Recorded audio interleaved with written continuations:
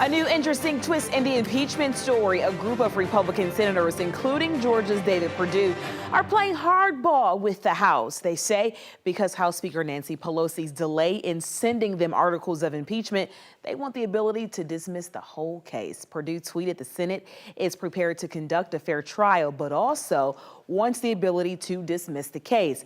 This resolution allows senators to do that if they don't receive the articles within 25 days. Any motion to dismiss, however, would eventually require a vote by the full Senate. If the process actually gets to the Senate trial, former Trump advisor John Bolton says he's prepared to testify if he gets a subpoena.